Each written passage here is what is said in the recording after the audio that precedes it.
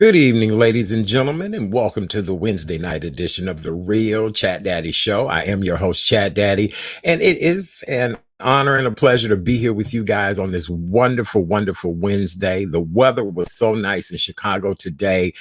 You know how we Chicagoans brag about our Chicago summers. Well, today was such a relief for us. Everywhere I went today, people were just saying how wonderful the weather, was here today, and that a week ago today we were freezing cold, just didn't know if we could even make it, and today was just a beautiful day. So it was so good to see everybody I ran into out and about, and yes, the weather was wonderful. And hold on to your hats, but it's going to get up to 50 degrees in Chicago on Saturday.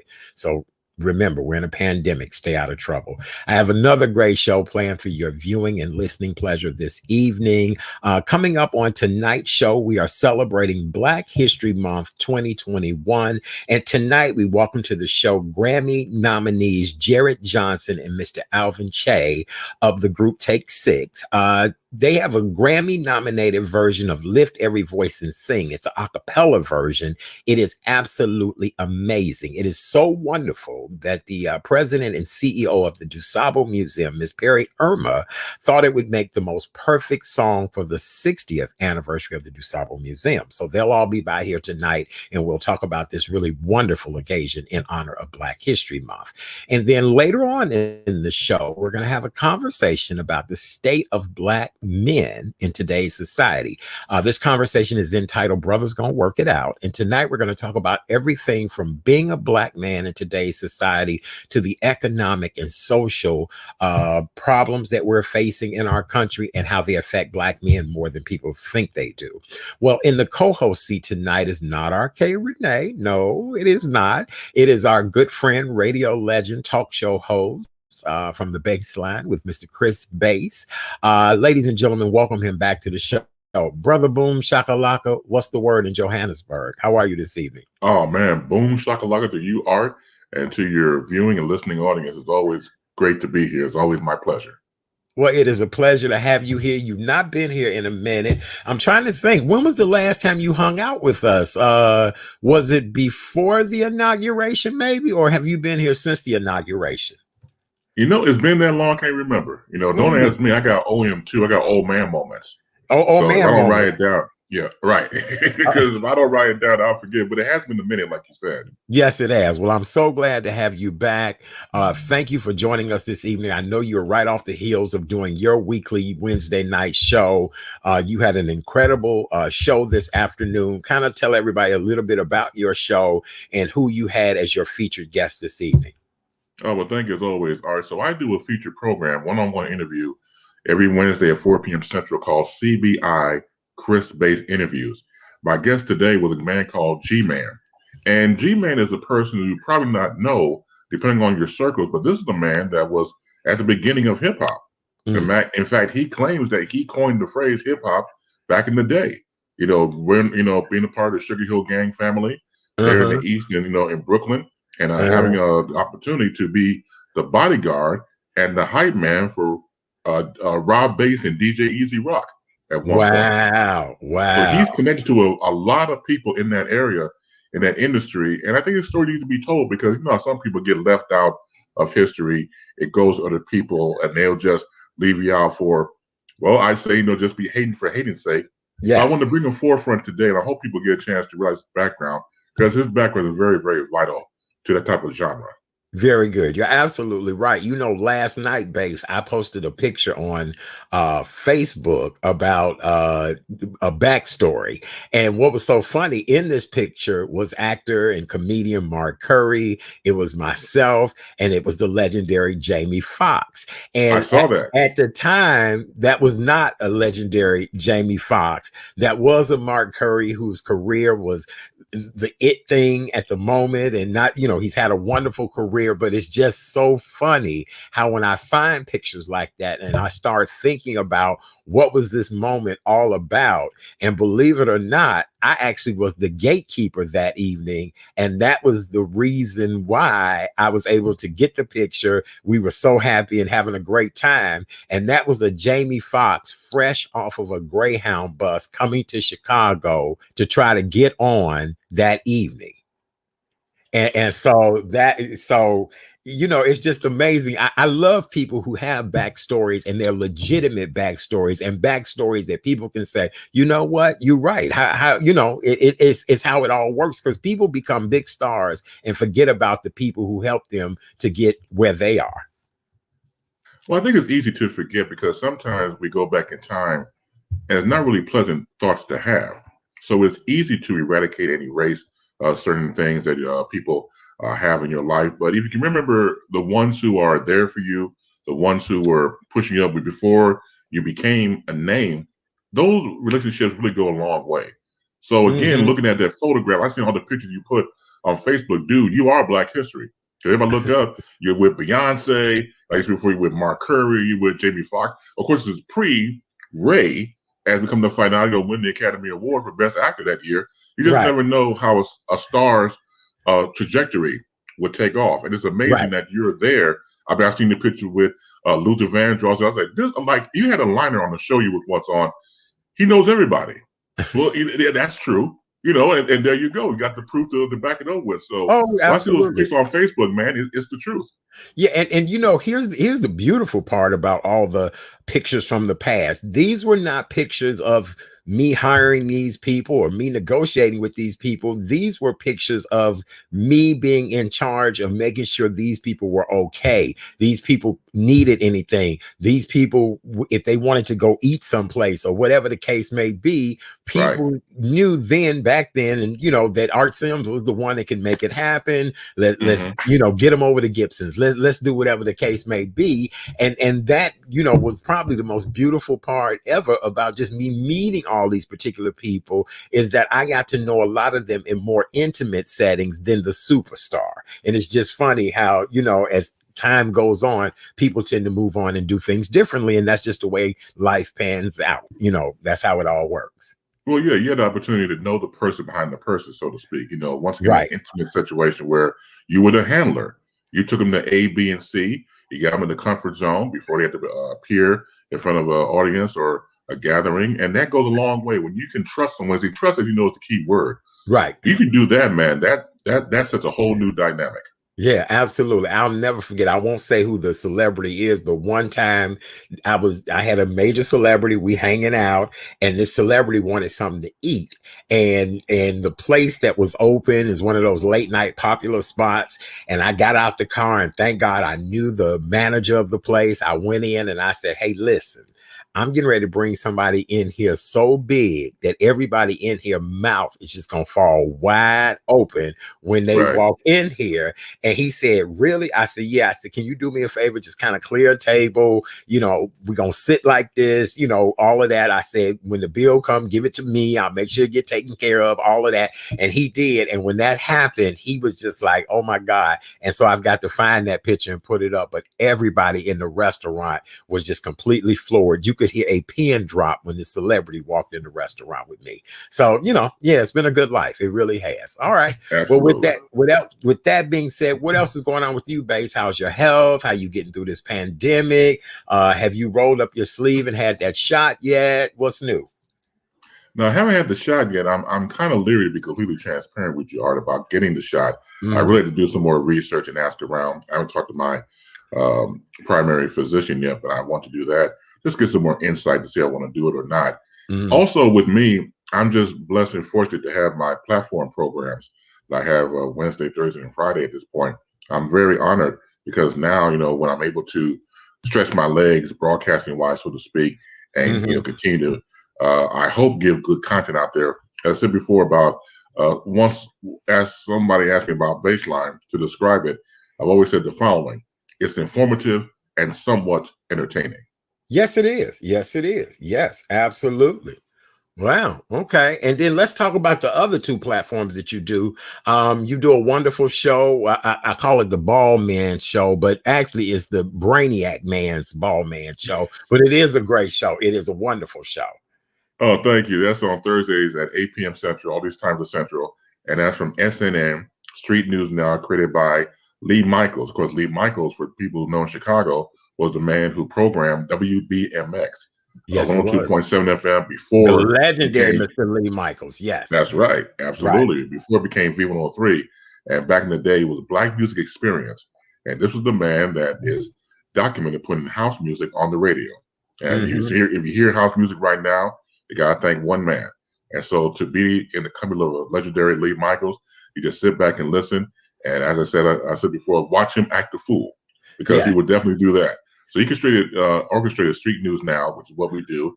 It's a program with a guy named Dr. Ron Ford, a guy named Professor Reggie Miles, and myself, the Boom Shakalaka. The four of us go up there every Thursday night, take the issues of the day, of the week, and we chop it up into fine bits and make it digestible for the audience. Very good. Well, you do an outstanding job on that as well, too. All right. Very good. Very good, my brother. Well, let's give the daily COVID-19 update numbers. Illinois public health officials reported today 55,947 vaccine dosages were administered. We have now reached a statewide total of 2,310,929 vaccines being given out. The number of Illinoisans who have received the full vaccine dosage has now rose to 619,480 people, or that breaks down to 4.86% of the total population. So they're saying now that 1 in every 7 Chicagoans has now received at least the first dose of the vaccine. I noticed that media is now talking more about the vaccine first versus the COVID-19 numbers, which I will give you guys the COVID-19 numbers. Illinois public health officials released today that there are 2,022 new confirmed or probable, that's a tongue twister when you're coming off of another word, probable cases of COVID-19. Unfortunately, we had 44 additional fatalities. This brings the total number of known infections in the state of Illinois now to 1,179,342, and the statewide death total is now at 20,374. And the way I look at it, base, that's 20,374 too many that have perished. And our thoughts and prayers go out to everyone who has lost a loved one. I saw today on social media where 2 people had passed from COVID-19 in the last 24 hours right here in the Chicagoland area that were popular on people's social media pages. So it's just really sad that we're still losing people to COVID-19.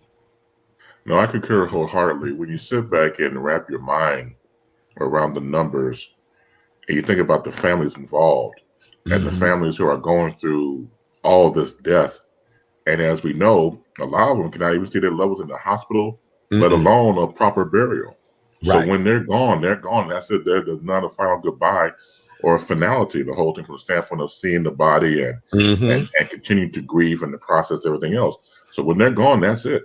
And that also is devastating because we're used to having a tradition of having a funeral or a homegoing and things of that nature. Now that's not even possible. So if you're going to do it, they're saying now, I mean, you know, the classic now where we got 10 people involved, no more, no less, social distancing, if we're going to have it, and maybe some funeral homes at some places. But at the same time, you know, we're in the middle of this. We have to be cognizant of the whole thing. So we just have to obey the law. And I know it hurts. I know you want to say goodbye to your loved one more time. But if you're a person of faith, believe you me that they're in a better place. If they go along, and I don't really know for sure, but I know some people believe in that, and that's what you go by. So I think at the same time, let's just continue to follow the guidelines, continue to pray, continue to be steadfast, and together we can beat this if we all collectively do our part. You're absolutely right. You're absolutely right. We remind people on this show all the time what they need to do to keep themselves safe. One thing that this pandemic has done, I've actually lent my voice to several online memorial services. A couple of people have passed away during this time, within this year, and the families wanted to do the virtual memorial service, and they wanted the memorial service to have some energy and fun and that type of thing. And so I've had that honor and privilege to do that. And I told a friend of mine, I said, who knew that I could do this? And actually people calling on me to do it and help them and get, you know, and it's it's just amazing the number of, at-home businesses that have kind of started as a result of this, and we never in a million years thought that we would have to grieve someone via a social media platform. I was noticing on the news today that they were saying people are legitimately now suffering from Zoom fatigue. Did you hear about that? No, I did not. It makes sense though. Yes, well, we talked about this a couple of months ago on the show, that plastic surgery was through the roof because people would look at themselves so much on these that they'd be like, oh, I need to get my chin done or my nose, or, I'm just not happy about myself. And so today they were talking about that people are really suffering from what's called Zoom fatigue, and that they're just over it because we never in a million years thought we would spend this much time really talking to ourselves while we're talking to others, because you're watching yourself as you talk. So it's interesting. Well, it is. I mean, obviously that's envy and ego. And if you got the ducats to go get surgery on your mug, then who am I to get in the way of progress? I think my mug is decent. I'm not cracking any mirrors. I'm not thinking about trying to get plastic surgery either. Speaking of which, have you caught those new Uber Eats commercials with Mike Myers and old boy, from the Wayne's World? Yes. Okay, because we have HD television, and thank God we do, Right. to a degree, is it my imagination or does Mike Myers have some work done on his face?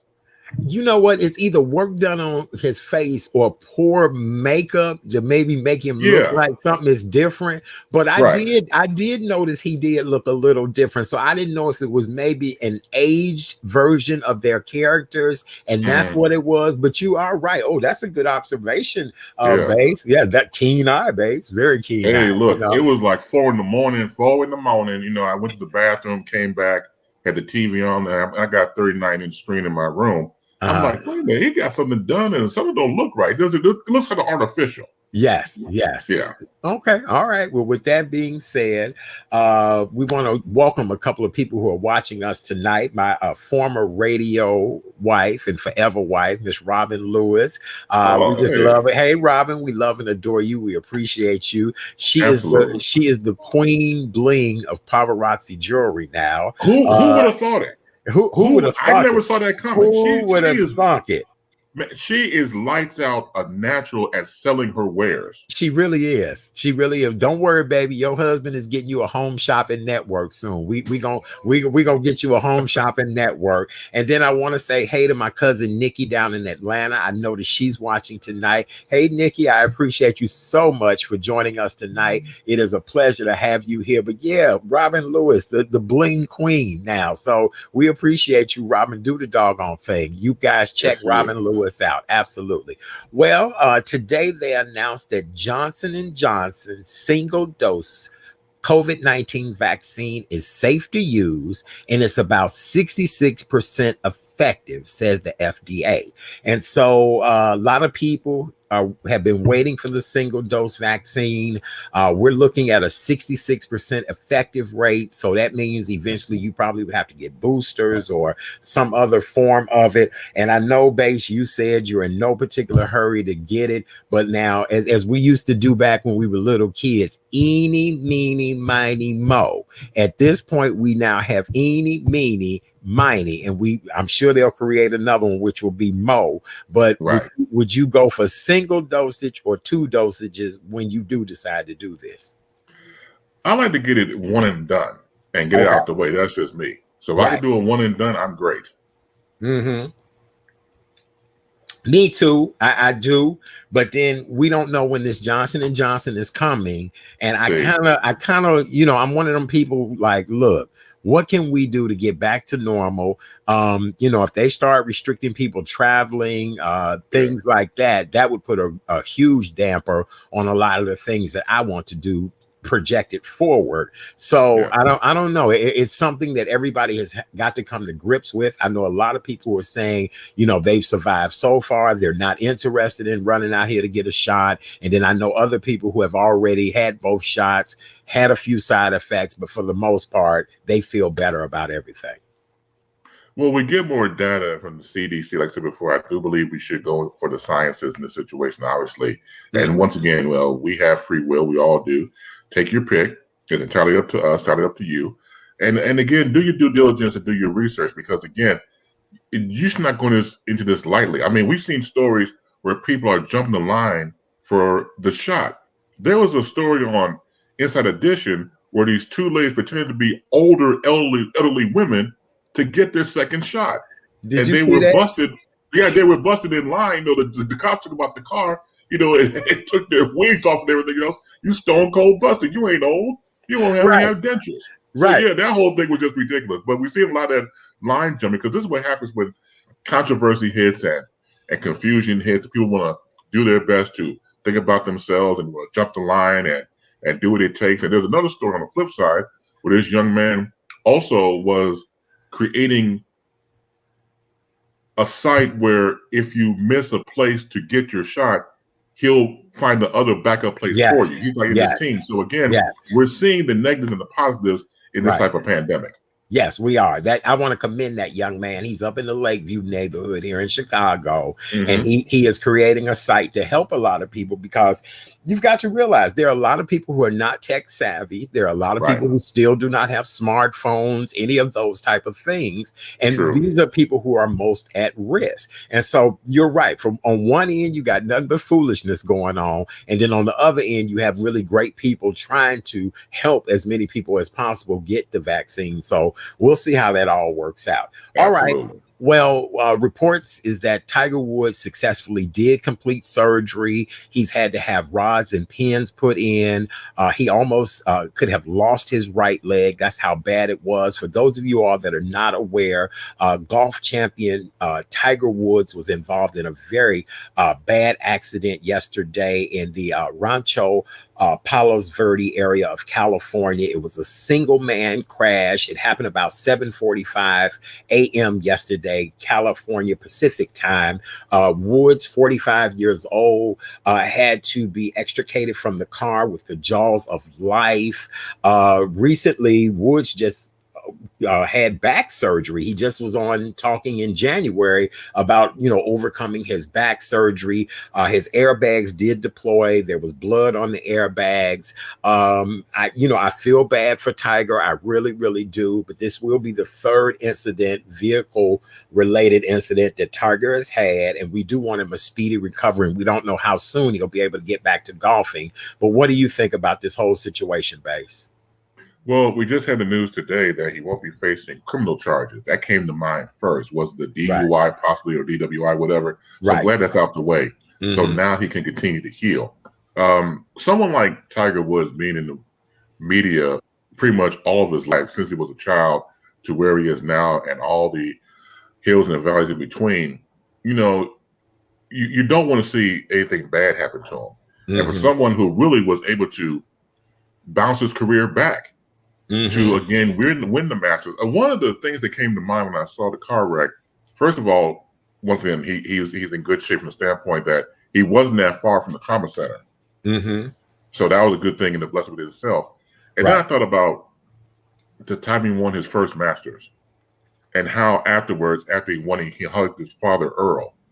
And that was an embracement in time that stuck in my mind that dealt with family. And then years later, he wins it again. And he goes and embraces his son. Mm-hmm. So that type of synergy comes to mind. So lest we forget that, family is always vital and always important to all of us. And so let's believe that he will have more time to hug his family members. I do too. We were saying last night on the show that, Tiger's at a level now in his life that if he hired a driver or had a driver, wouldn't anybody be mad? We'd be happy. I'm sure there's a cousin Tyrone in the family, somebody that he could hire and say, listen, just drive me around. Because rumor had it that I guess he had trouble getting out of where he was staying. He was running late for a media interview. And this is kind of maybe what happened. This is all speculation. I don't know. Wasn't there. But, we do wish the best for him. But I'm with you. Now it's probably a time for him to reflect, love on his family more, and just get himself back together and don't rush to do anything. I'm sure Tiger is not hurting for anything, as the old people would say. No, take your time. You got all the time in the world right now. Absolutely. Well, the next story we want to talk about, and I just brought this to Brother Bass's attention. Actress Ashley Judd. You guys all know the actress Ashley Judd from A Time to Kill. She's 52 years old. Ashley Judd was actually in the Congo, and last week she tripped over a tree, broke her leg in 4 places. Ashley Judd laid on the floor of this jungle with her tour guide or her assistant on this for 5 hours until somebody was actually able to come and help her. Her leg had been broken so bad that it was actually a 55-hour ordeal before she even was able to be in a hospital in Johannesburg, South Africa, that would just be able to stabilize her.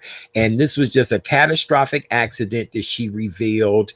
She was doing some bambooing conservation work in a remote area. Her life partner, who runs the bamboo research camp there, it took 55 hours, including a 6-hour ride on a motorbike holding her leg. So there was a gentleman driving the motorbike. They had her backwards with her back to him. And the gentleman that was helping her was up against her, holding her leg while she was holding her leg to keep it from falling off and shattering more for 6 hours on mountainous and dirt roads just to get her to a crop plane to get her to South Africa.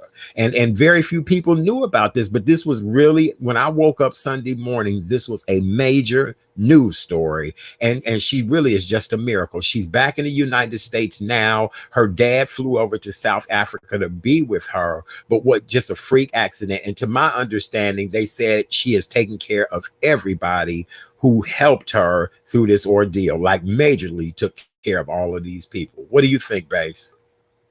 Again, that's one of those stories that I did not see. You and I in the same business. I was like, I didn't see that at all. So the fact you brought it to me, I was like, man, Chet father is on top of his game, and so when I got a chance to check out the story itself and was reading about it.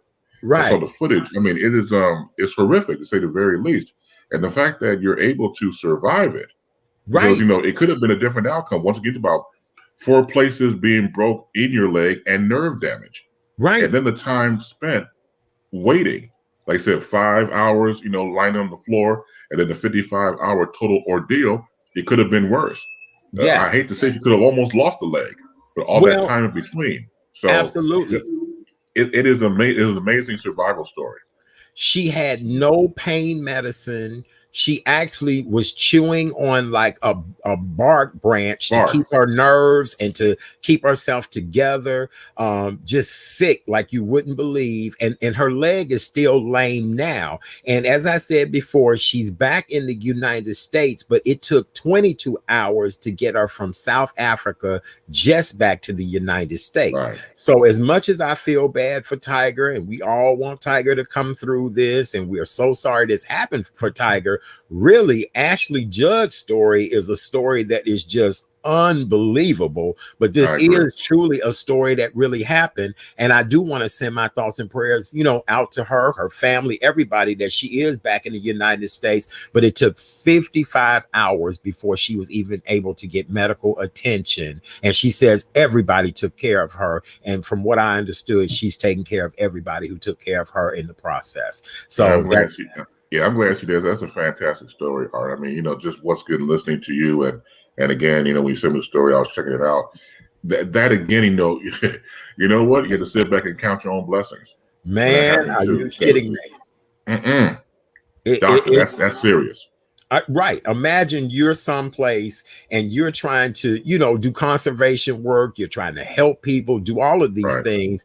And then you end up, hurting yourself and just thank God those people were there to help her and all of that. So yeah, shout out to Ashley Judd. We wish you a speedy recovery. We hope you're able to walk again and all of that. Same way with Tiger Woods. We wish him the best as well, too. Absolutely. Well, Bass, we really don't talk about a lot of politics on this show. show, but I really do want to talk about the fact that former Illinois House Speaker Michael Madigan had handpicked his successor for his legislative seat, and he ended up picking a 26-year-old young man who had worked not only for his office, but he had worked for the 13th Ward Alderman here in Chicago. This young man, 26, Edward Kodat is his name. Mr. Kodat, after not even 50 hours on the job, has now resigned from this position. And so Mr. Kodak, I guess, has some things that were not ethically right in his background, or some things that were just not appropriate. So the zero tolerance policy falls. He also lost his job with the alderman. I wonder, they've not really revealed what it was, but I just wonder, who made that snafu that you didn't realize that this young man had some issues or problems going on, or that he didn't qualify for this particular job? Well, 26, that's young. I mean, really, no offense. I mean, that's a young age to be doing something like that. And right. Again, with your resume still intact, I think some people try to sweep under the table and maybe believe, well, this part of the resume won't get out, and everything gets out. Just because you delete something does not mean it's going to go away. Somebody's going to, snatch and grab and use it to their advantage and things of that nature. So it would surprise me a bit. Plus, going back to the age of 20, so I'm not saying that we all can make mistakes at any age, but when you were young, you made a lot of mistakes. You really didn't know what you were doing. So I can't even fathom the list that he probably has, that when it got to the day, it was like, oh no, there's no way in the world we get him on board after we found out what he did, or our list. So it wouldn't surprise me to win that category as well. Like, no, we can't hire a brother. I'm sorry. Well, you know what I'm thinking, and that's what Watika said as well, too, our faithful viewer. Watika said maybe it was questionable conduct, quite possibly, with young people. I mean, hell, people our age, questionable conduct always comes up. But before you put somebody in a spotlight like that, have him sworn in, he's made news, and now 48 hours later, he's gone. And here's the other part. He qualifies to receive a check. So he would get a full month's pay at roughly over $5,000. But, they were saying hopefully he won't accept it, or he'll donate it to charity, or whatever the case may be. But brother done lost both of his jobs now. So I don't know. He might take it. He's that young new, that new generation. He might be like, look, I'm out. I need this money. So I don't know. It's one of those things, Well, yeah, I mean, if he's out of a job and don't have a gig, he's going to donate it to his own fraternity, Me Fi Me. Me Fi Me, right? Me Fi Me, me and only me, right? That's exactly. Right. Yes. Well, I guess I don't know. We'll see. I just thought that was so interesting. It is, and we'll see who the follow-up person, will be behind that, because this has all been very interesting. With this being a health and wellness show, we try to stay away from politics as much as we can, but it's just a weird little story that here 2 days ago we were celebrating this young man, and now this young man has had to step aside, I guess, because of some questionable behavior. So I don't know. All right. It wouldn't surprise me a bit. Me neither. It wouldn't have surprised me at all. All right. Well, with that being said, we want to welcome you guys to the Wednesday night edition of the Real Chat Daddy Show.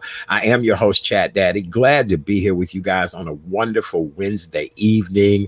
As we say here in Chicago, the fever has finally broke. We had beautiful weather today. We're expecting 50 degrees this coming Saturday. So it's a perfect time to get out, do some things, and enjoy yourself. It's the last weekend of Black History Month 2021, and in just a few moments we're going to talk about something that's really great that'll get you guys all involved in celebrating Black History Month and celebrating iconic people making a difference. My co-host tonight is the amazing Mr. Chris Bass, legendary radio personality, the host of Baseline with Chris Bass. He's involved in several other shows, much like many of us during this pandemic. Brother Bass learned to do the pivot. Chris Bass, did you ever think you learned to do the pivot? I mean, I know the moonwalk, I know the cabbage patch, but we've all had to learn the pivot this year. Well, in the last year, we've had to learn the pivot. I could never do the moonwalk. It was embarrassing when I tried. I got the shoes, I got the white socks, But you know how some people do the moonwalk? It's like, no, don't do that. Yeah. Don't. Yeah. Yeah, I was one of those people. It's like, Chris, stop it. You're embarrassing Right. yourself. But Yeah. pivot, I got it down to a science. I could pivot with the best of them. Me too. Me too. It's amazing. It is amazing how we've all had to learn to pivot this year. And I'm happy that we've all been able to do this. Now, you know, sometimes in tragedy and misfortune, there are moments in life where we can say, guess what? There's a new thing out here. We're going to all try it and make it happen. Well, are you ready for our next guest, Chris? Yes, sir. All right. Well, our next guest this evening is three amazing individuals. The first two people that we're going to talk to, and we're going to add this amazing young lady who I've not seen in a while. So I'm excited to see her as well, too. Tonight, we're going to talk about the Grammy nominated version of Lift Every Voice and Sing that is arranged by the wonderful Mr. Jared Johnson, and it is featuring Mr. Alvin Che of Take Six. And you guys, you must check out this song. This song is powerful. It speaks volume to what we're going through right now. Bass, when I sent it to you, what did you think about the song? Isn't it amazing? It's amazing, and I know this term has been heard before, but soul stirring came to mind. It talks to your soul. Yes. Absolutely. Well, without further ado, I want to introduce you first to the two amazing gentlemen who have connected and made this all happen. We're so honored to have them here in honor of Black History Month. And then we're going to introduce my good friend, Miss Perry Irma, who she also loves this song to the point that she is using it to celebrate the 60th anniversary of the DuSable Museum. Ladies and gentlemen, welcome to the show. Arranger, all around great music man, the one and only Mr. Jared Johnson. Good evening, sir. How are you? And welcome to the show. Good evening. Is he there yet? Hello. Wait a minute. We got a delay in the system. Can you hear me now? What is going on with the system tonight? Hello. Add him to the stream. Did he pop up yet? All right, let me see if wait. Hello. All right, hold on. We got technical difficulty. Let's see if we can add everybody else to the stream now. Anybody hear me? We froze tonight. Bass, are you froze on your end? I don't think I am. My end either. I don't know why we having trouble adding them to the stream tonight. Hold on. I can see them. I can see them and hear them. Oh, are they up? See, I can't see them on my end. Is everybody up? I just see one person. I just see the first person you just introduced. Jared, is he there? Yeah. Jared, can you hear me? Oh, he is there. I see him on this screen, but he's not on that screen. Good evening, Jared. How are you? And welcome to the show. Well, can you hear me, sir? Hello. There? Oh, there's everybody now. Hey, chat. Hey, how are you? Look, this Wi-Fi is so weird. It's amazing what we're going through. How you doing, Jared? I'm fantastic, man. Can you hear me? Did we lose it? Yeah, I can hear and see him. I can see him and hear him pretty good. Perry, can you hear me? Okay. I can hear you, Jared. I can hear you. I can hear him, chat. Okay, very good. Everybody's here now. Jared, good evening. Welcome to the show. Introduce yourself and tell everybody how you came up with this amazing work. Well, good evening, everybody. And of course, shout out to Chi-Town. It is lovely to be a part of anything that's part of the home feeling. Yes, my name is Jared Johnson, and I am I'm Grammy nominated with the gentleman also on the screen, Mr. Alvin Chia of Take Six, on our version of Lift Every Voice and Sing. And it was inspired, honestly, from just extreme angst and frustration from all that we all witnessed last year with multiple Black lives that were lost, and the lack of value that was placed in those Black lives, whether it be Breonna Taylor, whether it be obviously George Floyd, and of course countless other names that obviously are not necessarily hashtags per se. I was at a point where I was to tears, sitting with my wife, down, in our living room, and I just didn't know what to do. So I felt compelled to do something that was beyond just a hashtag or just a post. I wanted to do something that really would maybe stir up some conversation. And this song, as we all know, Lift Every Voice and Sing as the Negro National Anthem, is such a huge part of our history, a huge part of who we are as Black people. The historical significance that it has and the contributions that it's played in countless peaceful protests and just opportunities to raise our voices as a united front. I really wanted to try to put a modern spin on an already beautiful song written by the Johnson brothers, and I felt like it was just an opportunity to lift my voice. And lo and behold, what was kind of just an opportunity to create a project of passion is now resonating through a far greater audience than I ever expected. Very good. Well, I know one thing, the video is just absolutely extraordinary, very fascinating. Alvin, we are honored to have you here with us this evening as well, too. I'm a huge fan of Take Six, has been a huge fan for years. It is a pleasure. Welcome to the show, and tell everybody, good to have you here. Let's talk about your take on all of this. Well, first of all, I like Chris is my boy already because his last name is Bass, and Bass for Baseline. That's my moniker for my whole studio. So I'm with that all the way. BASS. Thank But you. Very good. Jared and I are buddies. We have been friends. We have been colleagues, and we were actually even prayer partners for like 6-7 years. And he said that he wanted to do this, and we had talked about pulling me in, but as you guys were talking about the pivot, right when all of this was hitting, we were all in the middle of mid-pivot trying to figure out what was going on. Guys that have been on the road like me for years and years, all that went away. We had to figure out what was coming next. So Jared jumped out there. He did this amazing arrangement and pulled me in, and when I heard it, my ears were fresh, and I added what I thought would be something nice as a bass part for it. And he took the helm with the video and the vision of it. And just some really, really good things happened to give a sense of hope and peace to in a time that was so dark and so challenging.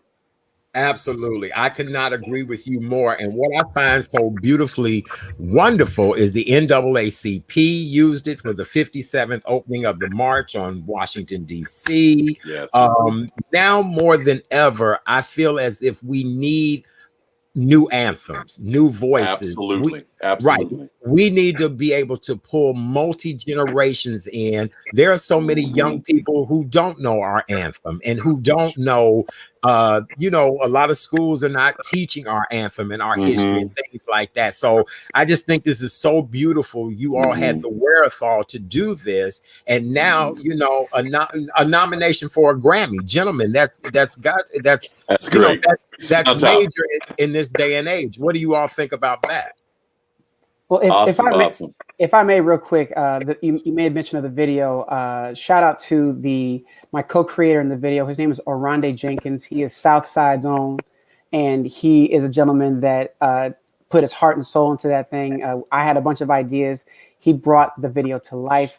He is a Columbia graduate and just one of my dear friends and dear brothers. But the fact that this thing turned into a Grammy nomination was something I never expected. And I think that's probably the reason why we've had such incredible success and such a response that we've received, because there was never an intention to have anything go viral or do all the things that, influencers try to do these days on social media.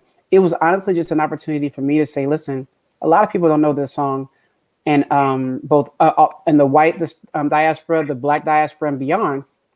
The fact of the matter is that I found out my first grade teacher, who is, I guess, 18, 19 years my senior, she said to me, "Oh my gosh, this is such a beautiful song. I've never heard this song." So that resonates to me that, okay, that means that you've seen multiple students come through your doors that look like me, who are missing out on a huge part of American history. And this is such an integral part of our history that is, in fact, American history. But the idea, we had the opportunity to share this moment, this Grammy nomination, with my brother Alvin Chia, and again, a group that I idolized in Take Six, growing up. The fact that you would have told me one day I'd be doing a song with them and working with him in this capacity, I would have never believed it. It's incredible. It really is. But just, thinking about what the teacher said to you, thinking about just the number of people who I know. And when you say oh, yeah, and what's the words and how does that work? And, it's just mind boggling in many ways. Well, I want to introduce this beautiful young lady who is sandwiched between all of us brothers on this show this evening. She is the amazing Miss Perry L. Irmer. She is the CEO of the DuSable Museum of African American History. I call her the gatekeeper of African American history. She's really just a phenomenal woman. Perry, good evening. How are you? And welcome to the show tonight. Oh, Chet, I cannot tell you how wonderful it is to see you after so long. It's such a pleasure to be with you, and I miss you, man. Oh, I miss you, my love. How's everything? And you know who I'm going to ask about, Perry. How is she? She's here. If I would let her, she would come on the video right now and say hey to you, because my mother, my 89-year-old mother, strong, adores Chat. And I told her I was on with you tonight, so she's over there in the other room listening and making sure that I tell you that she says hello. So, please, but it's a pleasure. It's a pleasure to be here with all of you, and Alvin and Jared. Man, what talent! Did you guys watch that video? My God! And guess what we did, chat? We have partners at Dolby Studios and the Ovation Agency, and you'll never believe this, but these are three South Side folks, Chicago public school folks, who have connected across the country to gather around and rally around this magnificent performance of Lift Every Voice and Sing. Allison Perkins Thomas of the Ovation Agency, Kenwood Bronco, myself at Kenwood Bronco, and Ellis Reed at Dolby. I'm telling you, this is God at work when we talk about how these people have come together around this amazing song that it means so much to our community, to Black people. At this time in history, it's nothing but God at work, right? Right. And Absolutely. and so when Al called me, and I was already working with Ellis at Dolby, and she said, hey, this guy is originally from Illinois. He just did this amazing a cappella version of Lift Every Voice and Sang, and it's nominated for a Grammy. I said, bring him to our museum virtually, because the pivot, right? And the pivot. Sure enough, we did the interview with you guys the same day that you went into a Dolby studio in LA and did a remix of the song in Dolby Atmos, which oh my God, I listened to it last night. Luckily, my youngest daughter, for my birthday, had given me a pair of those fancy AirPod things for my iPhone. So I was actually able to hear it in Dolby, and It was, and I'm not just saying this, it really was a religious experience. It was unbelievable. I closed my eyes and I listened to it. I'm not lying to you, 20 times. And it's just too beautiful. So we've got an Instagram campaign going. We've got a Facebook, Instagram, Twitter, all of that, because we think this performance, this video, should really be part of the broadcast of the Grammys in a few weeks. I agree. Okay, at this time in history, first of all, y'all gonna win, because if not, I have a few words to say to some people at the Grammys organization. They don't want that smoke, Perry. They don't want that smoke. Speaking into existence. No. Hey, look, not from the south side of Chicago, they don't. No, they do Well, not. now listen, Perry, if Right. you don't have that smoke, I got a couple of Pookies in them that I can get them that right. I can get Pookie in them to handle it too. So don't worry. It's not even going to be necessary, chat, because these men are going to win that Grammy, and then they're going to come spend some time in person with us when it's safe, late summer here in Chicago, and all of this around the DuSable Museum's 60th anniversary, right? So here you have the nation's oldest independent Black museum celebrating its anniversary. We are here at a crossroads in American history, right? And we are reviving this magnificent anthem, which, Jared will share with you. Congressman Jim Clyburn, who President Biden can credit with his win, Yes, ma'am. is pushing to get Lift Every Voice and Sing as the national hymn of the United States, the official national hymn the United States of America. And why shouldn't it be, right? Right. It needs to Yes. be. Yes. Very So good. here you have a song that was first written as a poem, right? And we know how our youth now their poetry, their spoken word is such an amazing medium and an outlet for their lives, their stories, their narratives. So that poem then was put into song by the poet's brother, right, to Mhm. celebrate Lincoln's birthday at a black school in Florida, right? And here we are, Jared, with his inspiration and his prayer partner here, Alvin, who we needed for the baseline, and created this I was not magnificent hitting those notes, video. people. I was not hitting those. Yeah, I'm a You were real not. tenor. and when you hear it, and especially when you hear it in Dolby Atmos, it's transformational, right? So we wish you guys, not only the best in terms of the Grammy win, but to reintroduce this song to our youth now, right? At this point in history when we are under attack from all sides, but there is that beacon of light, that beacon of hope, and we have an administration now that is on our side, they say, and we want to make sure that that is the case, right? So I know you don't get into policy, you don't get into politics, but Chad, you know as well as I do, you cannot be black in America and not be political, because politics makes policy, and policy determines That's how right. our lives go. Life and death. Yes. Yes. Right? Yes. And so we at the DuSable, look, right? Am I right? So this Yeah. is such an important endeavor, and I can wax poetically about the history of it, but to me, it's this spiritual coming together of all of this talent at these moments in time to push this song out and sing it out loud. And Jared, you said something about the title of the song, "Lift Every Voice." Yeah. You want to talk about that a little bit? Mm-hmm. Well, there's always been a discussion about, is it our song? And the idea, especially in this conversation about making it the national hymn. And I'm of the mind that I believe it's always going to be our song. But if we are to move forward, if we are to have any real progress in this country, every voice, not every Black voice, not every Native American voice, we all must come together in concert and lift every voice towards real justice for all, not just justice for all of us in the room, not just justice for all of them, justice for all. And that's kind of just been my battle cry in the midst of all this, is that I understand the historical significance of this song as it being our anthem, but I don't believe it'll dilute its potency by putting another title on it, by making it the national hymn. I believe it actually will maybe empower us and give greater exposure of the contributions of a non-whitewashed history book that we are all predisposed to be learning at this point. Very And good. that really, Chat, you said before how important history is, how important the truth is, how important a complete narrative is, right? Which is what we do, what our mission is at the DuSable Museum of African American History.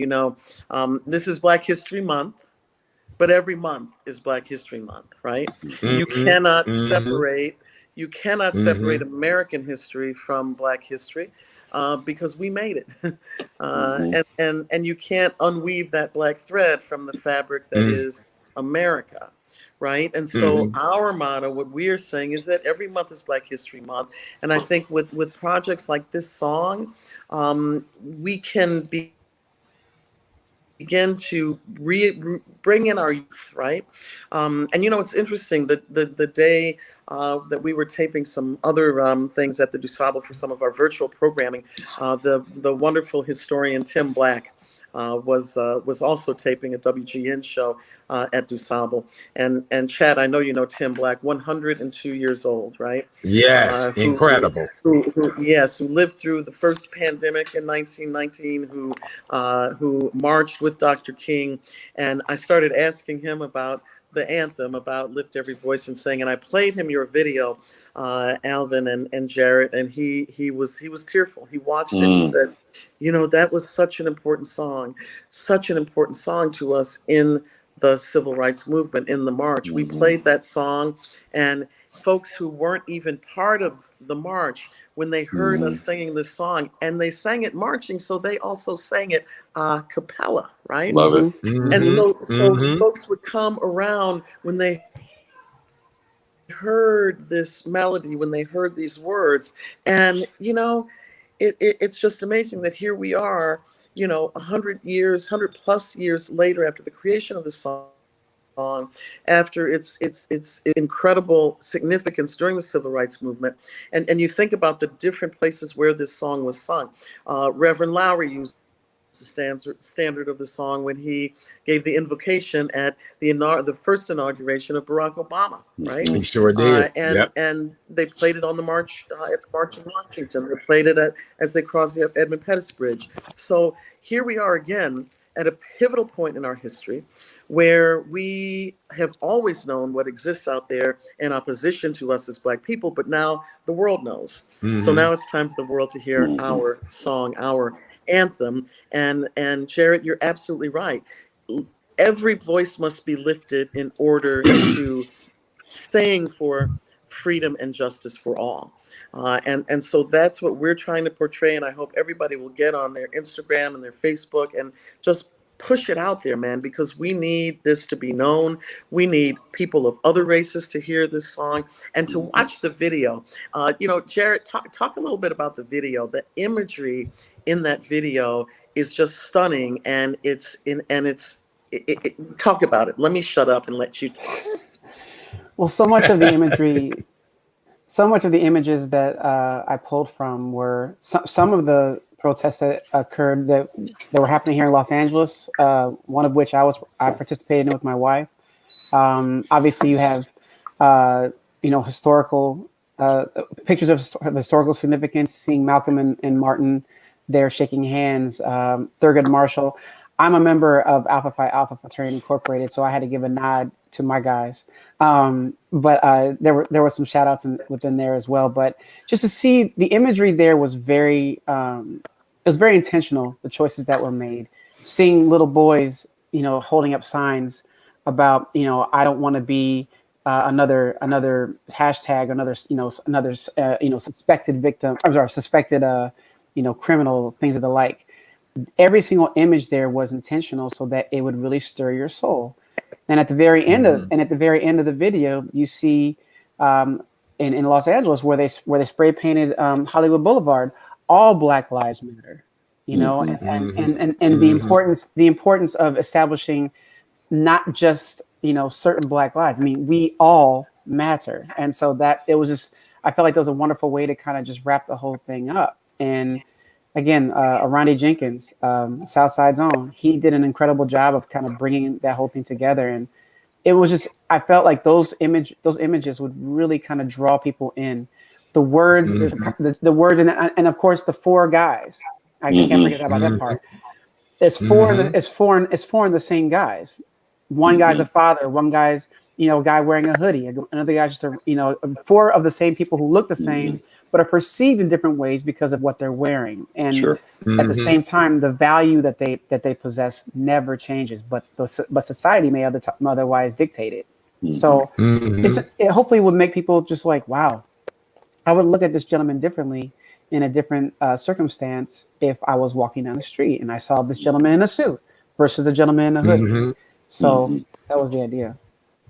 Yeah, gentlemen, it's ironic that you all were booked this evening, and Perry as well too. Our conversation after this segment is about the life that Black men have to live in this day and age, and how we are discriminated against, how if you don't look a certain way, you're not accepted, just the struggle we face as African American men, and that's our conversation. So this is a perfect tie-in to the continuation of what we are talking about on this show this evening. Alvin, I wanted to come back to you, touring all over the world and being in the music business as a Black man. Uh-oh. I think I know where he was headed. Let's see if he pops back up. But go, Alvin. You want to go on and continue the? Yeah, I think what I was going to mention, where I think he was headed, was talking about the challenges and the opportunities of being a person of color in a high-profile a person that travels the world, and sometimes there are some challenges still because this is my cloak. This is how I am garbed always. And then there are other times where you're treated as royalty. In the certain Asian cultures, they look at you like you're black, but you're a performer. So that gives so much more a credit to who they think you are as a person. I got booted out the system. That's I okay. read most of what you said. Oh my God, the Wi-Fi is clowning this evening. Can you guys hear me better now? Yes. Yes, sir. Yes. We can Okay, hear good. you. Yes. Alvin, I'm reading everything you said, so I agree 100%. Okay. Yes, I did. I can agree 100%. Perry, real quick, Base, do you have any questions of our audience before we get to how we can help with the DuSable and how we can support? I'm going to start a campaign on both Instagram and Facebook to help support this song. Base, anything you want to talk to our guests about? Oh, yes, absolutely. First of all, I am in the presence of greatness. I know that firsthand. Thank you all for being here. I got to acknowledge everybody. So, Perry, I'm also a Kenwood Bronco. That means a lot to me. Southside go all the way there in Hyde Park. Thank you so much for representation, what you do with the DuSable Museum. Thank you so much. Alvin, again, the pleasantries are more than accepted. The whole baseline thing is great. I saw your microphone in the background there, similar to mine. There you go. Yeah, we got a bonding thing going. That's so right. That's the capsule mic, right? Exactly right. And to Jared again, the video was very powerful. I have a question for the both of you gentlemen. I'm gonna start with Alvin first, and then go on and pivot to Jared. Before you signed on to the project, what did the song "Lift Every Voice" mean to you individually? Well, it's funny because it was an old song. I literally remember singing this next to Joseph Lowry at a SCLC project or program years ago, and it seemed like it had 30,000 verses, and it changed and it kept going and it kept going. And I remember looking at Reverend Laurie, and he knew all the words, and I'm supposed to be the singer and leading out and I can give you 2 good verses. So when Jared said he was going to do it, I was like, okay.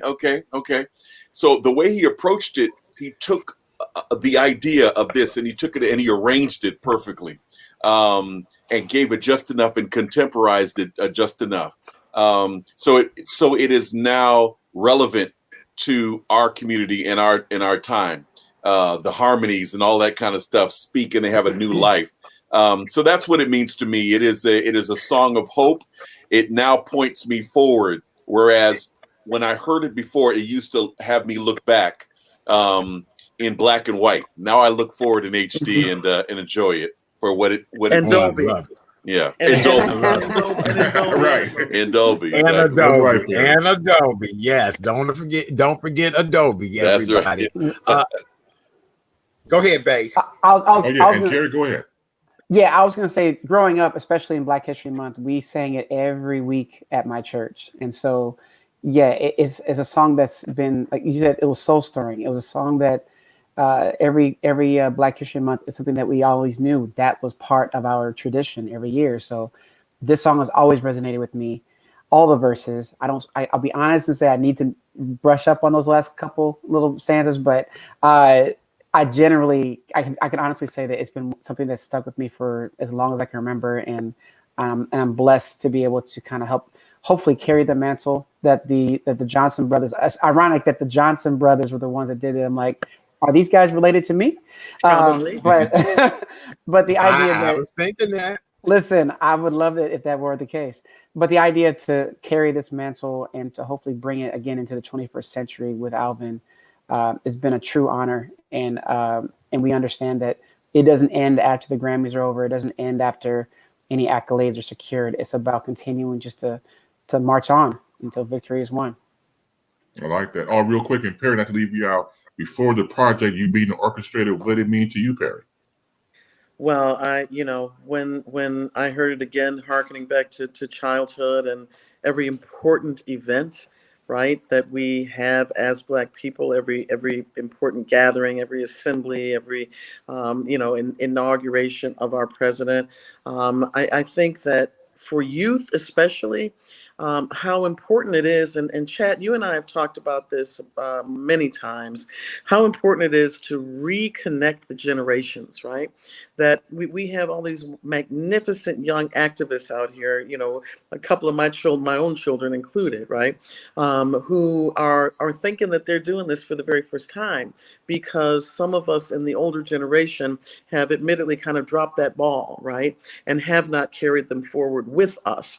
And so to reintroduce this song this way now, that all of these young people of a lot of different colors are out here in the protests and out here fighting for racial justice and against discrimination and systemic racism, to give them an anthem. This is now going to become their song, right?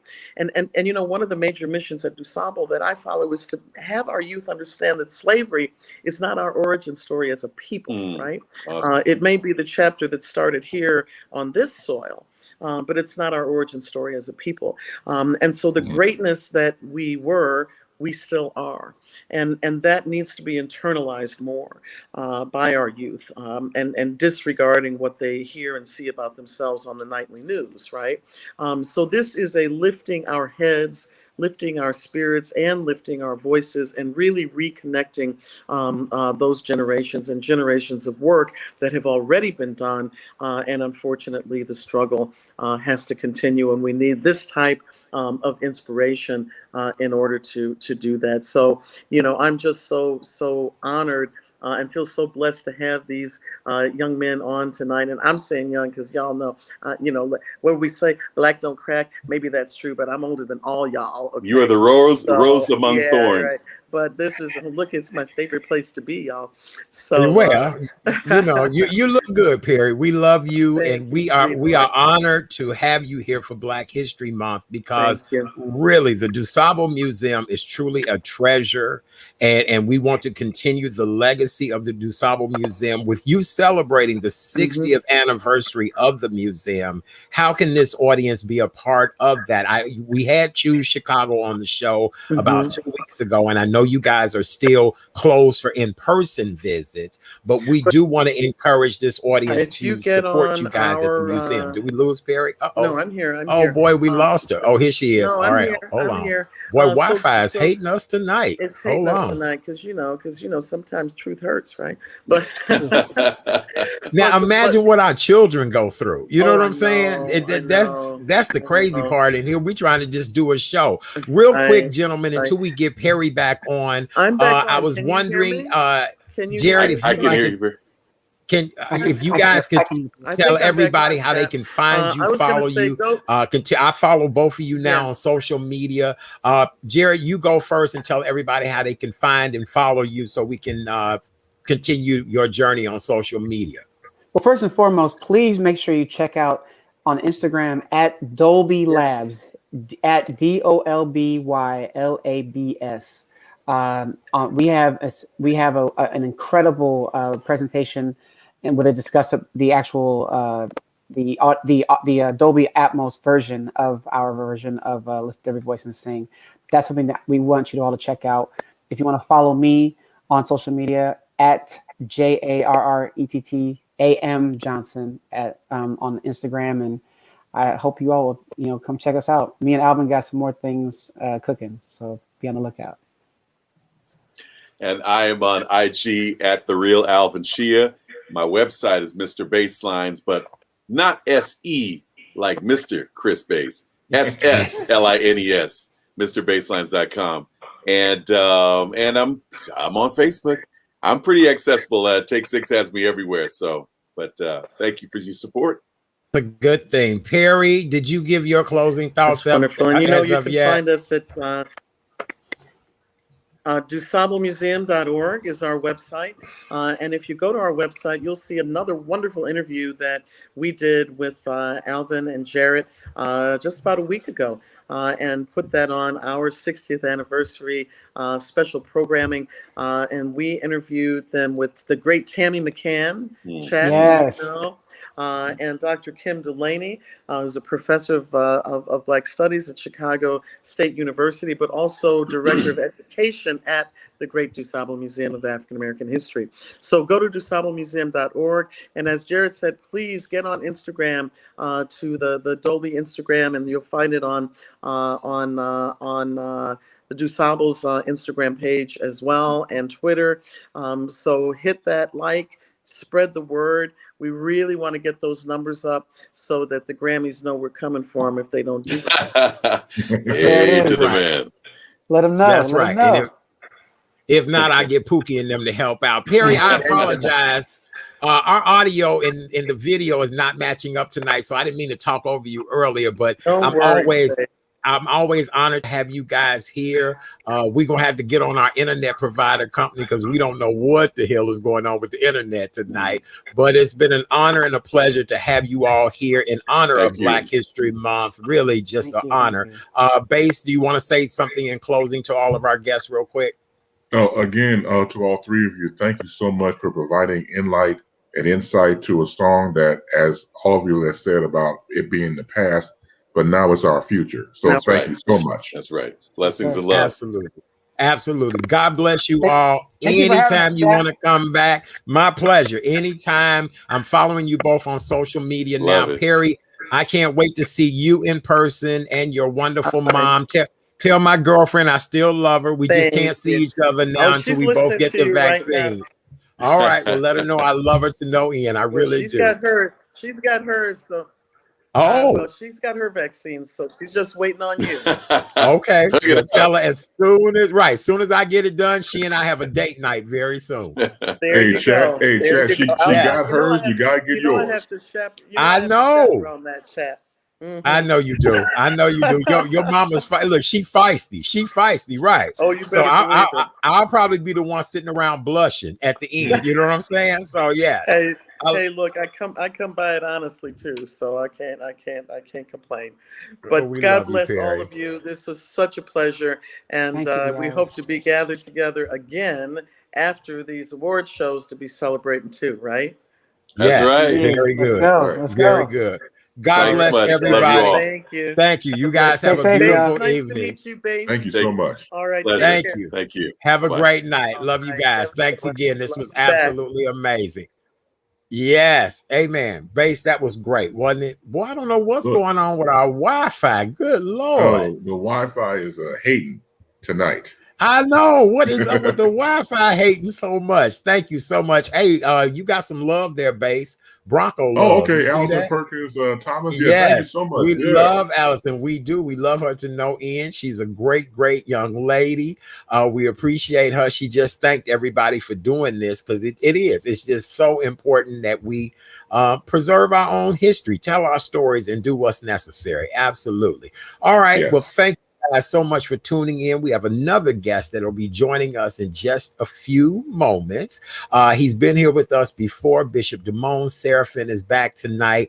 We just love and adore him. He has sat in the co-host seat many times. He's been a great guest. But the conversation that we want to have after that conversation is the role of the Black man in today's society. I'm entitling this segment, Brothers Gonna Work It Out. Ladies and gentlemen, welcome back to the show. Our good friend, Mr. Damone Seraphin. What up? What up? Hey. What up? What up? What up? What's up, Chris? What's up, brother? How you doing? Good to see you again. Listen, man, I'm in good shape for the shape I'm in. Oh, nice. Boy. Nice. That's beautiful. That's beautiful. Now, are you pear shaped? Are you bell pepper shaped? Are you right? It was, because you said the shape you was in. So what shape? What has this COVID done to you? Are you been okay? Daddy, you trying to be shady? You trying to be shady? I ain't been on for a minute. Now you trying to just be shady? Don't be shady. Welcome back. Welcome back. We love you. We love you. Listen, I'm about to leave already. You talk trying to make it seem like I'm some kind of shape other than the shape I am. I'm the shape I am. Chat And Daddy. that's a good shape. That's a good shape. Good to see you. Oh, Happy anniversary to you and your wife. I know you two just celebrated 13 years. She's put up with you for 13 years. 13 years. Right. 15 total. 15 Yes. total. I know. Well, it is a pleasure to have you back tonight. And I couldn't think of two better guys to have a conversation about the state of Black men in today's society. When you hear the name Ahmaud Arbery, when you hear the name George Floyd, Tamar Rice, just names Malcolm X, you name it, any Black man who has tried to just be a Black man and life has not presented itself the way it should have for these Black men, it reflects on all of us as Black men. Damone, where are you at as a Black man in today's society with everything that is going on? Wow. I mean, what a way to get into this conversation. And those names that you mentioned, various Black men in various positions in the world.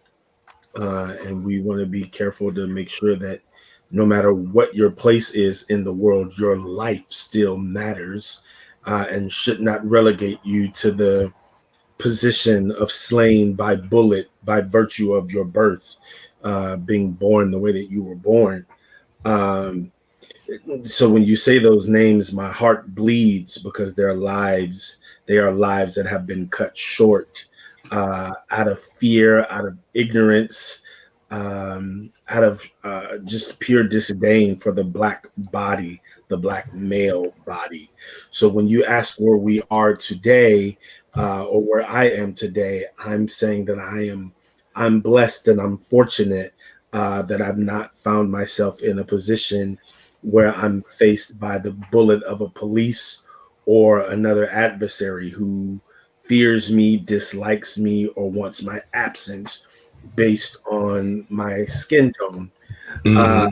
I sit in a place of privilege, though, today. I was saying with Alvin that I completely identify with what he was saying, that as a performer of note, being a minister of note, that there is a privilege.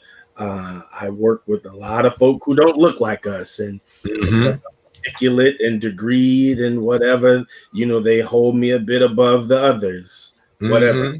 Right. I make for us, but and so I'm in a place where I have to be aware of the privilege that I have as a man, as a Black man with education and esteem in an industry.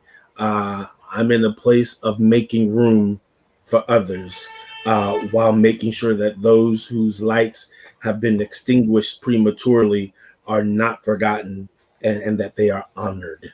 So that's where I'm at. Very good. Base, I posed the same question to you. Here you are, a gentleman who, you study the news, you've seen the stories, you understand as a Black man more than ever. How do you feel about this entire situation? Let's go over the names you just mentioned, Art. So Malcolm X was assassinated at age 39. He should have been able to grow old with grace. Tamir Rice, Ahmaud Arbery could have been our future to also grow old with grace. Taken out before we can understand the future of an individual. When you look at the statistics, that's why we get driving while Black, walking while Black, eating while Black. If you're a Black man, you're going to catch hell. Not to take anything away from the females, because it doesn't matter, because once again, the skin tone that we have, that we cannot obviously scrub off. But the fact that you're hated on GP, you can walk down the street, mind your own business, and all of a sudden you're harassed by white people who are racist, obviously, by white people who are in police uniforms, who had taken their KKK and their white supremacists and got legal with it. Let's call for what it is. And then you have the ones who just random fools out here running amok when it comes to us as Black folk. So being a Black male, from the beginning of time in this country to where we are now, it's no different. In fact, it's gotten worse. So we have to protect ourselves. If any time in our history with what's going on with COVID-19 and the murder of George Floyd, there should be a wrap around ourselves as Black folk more time than ever. This is the time, and the time is right now. We should embrace each other and protect each other. I agree 100%. Nothing hurts my heart more than to hear stories about Black on Black crime. Nothing hurts my heart more to see us being disadvantaged by our own people.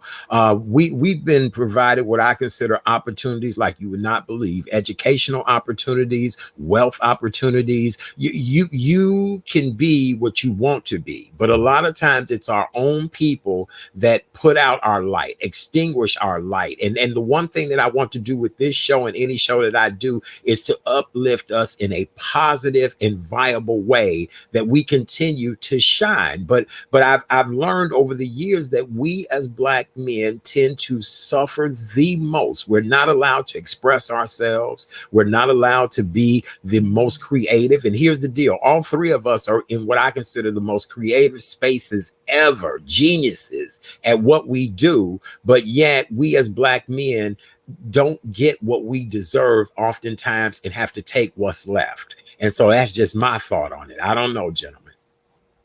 Well, first of all, I say, with the lauding that you want to do of people, of Black men in particular, we have to be honest.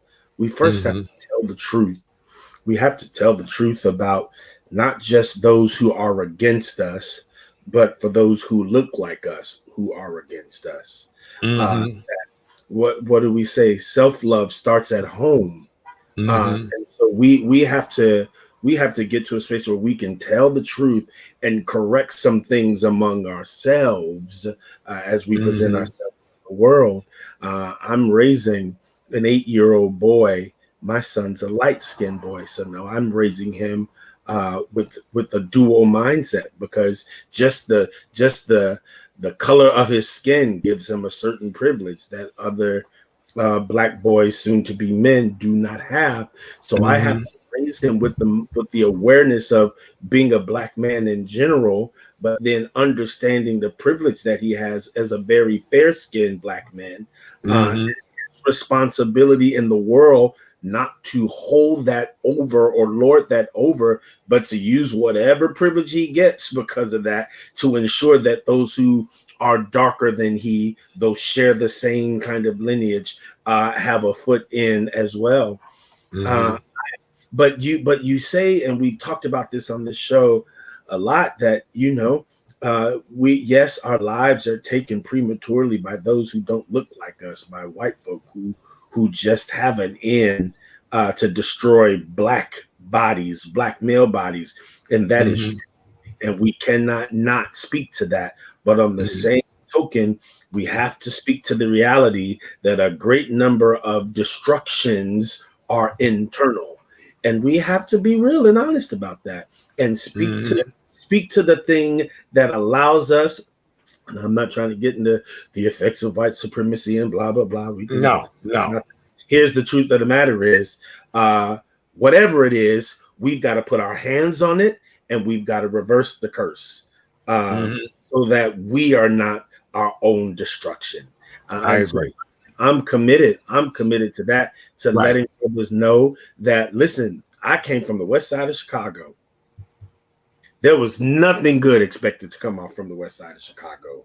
But thank God for parents. Thank God for a community. Remember when vice lords used to tell you to take your ass to school? I mean, the bishop said it. Yes, I did, but that's what they told me.